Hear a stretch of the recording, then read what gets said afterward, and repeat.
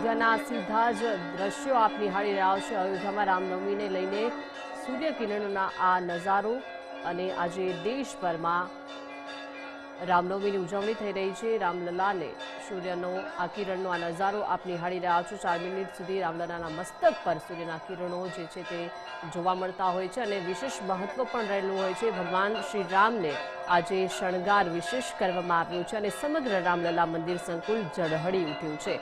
તો જે રીતે આજે શ્રી રામ જન્મોત્સવ નિમિત્તે વિવિધ કાર્યક્રમોના આયોજન કરવામાં આવ્યા છે અને અત્યારે અયોધ્યાથી સીધા જ દ્રશ્યો આપ નિહાળી રહ્યા છો અને ખાસ કરીને આજે અયોધ્યામાં શ્રદ્ધાળુઓ પર સરયુ નદીના પાણી જે છે તે પણ છંટકાવ કરવામાં આવી રહ્યો છે અને રામ મંદિરના આ સીધા જ દ્રશ્યો કે જ્યાં રામલલાને સૂર્ય તિલક કરવામાં આવી રહ્યો છે અને 4 મિનિટ સુધી આ નજારો જે છે તે જોવા મળતો હોય છે અને અત્યારે 4 મિનિટ સુધી રામલલાના મસ્તક પર સૂર્યના જે તિલક છે તે પણ નજારો સામે આવ્યો છે અને આજે રામલલાને વિશેષ શણગાર કરવામાં આવ્યો છે। સમગ્ર રામલલા મંદિર સંકુલ ઝળહળી ઉઠ્યું છે અને અયોધ્યાથી આ સીધા જ દ્રશ્યો આપ નિહાળી રહ્યા છો।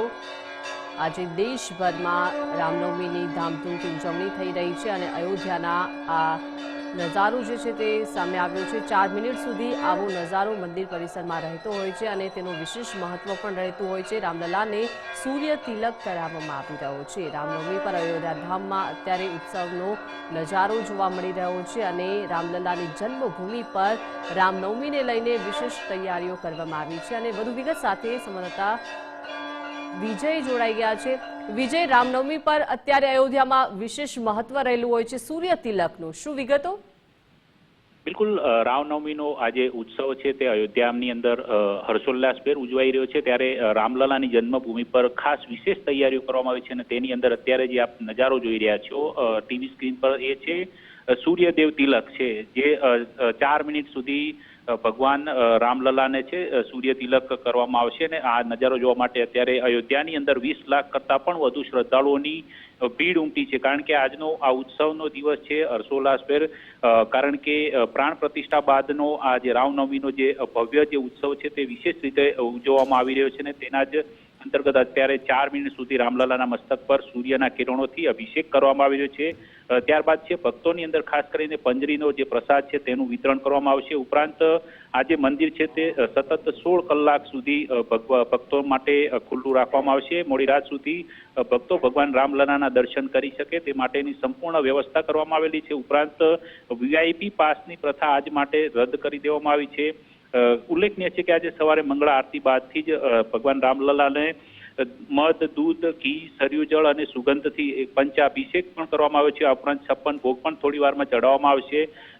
ઉલ્લેખનીય બાબત એ પણ છે આજે કે શ્રી રામ જન્મોત્સવ નિમિત્તે દેશ વિદેશથી આજે લાખોની સંખ્યામાં શ્રદ્ધાળુઓ ઉમટી રહ્યા છે। એક અંદાજ પ્રમાણે આજના દિવસમાં 50 લાખ કરતાં પણ વધુ શ્રદ્ધાળુઓ છે અયોધ્યાની અંદર શ્રી રામલલાના દર્શનાર્થે ઉમટી રહ્યા છે। ત્યારે શ્રદ્ધાળુઓ પર ડ્રોન દ્વારા સરયુ નદીનું પવિત્ર જળ છે તે રામપથ પર છંટકાવ કરવામાં આવશે।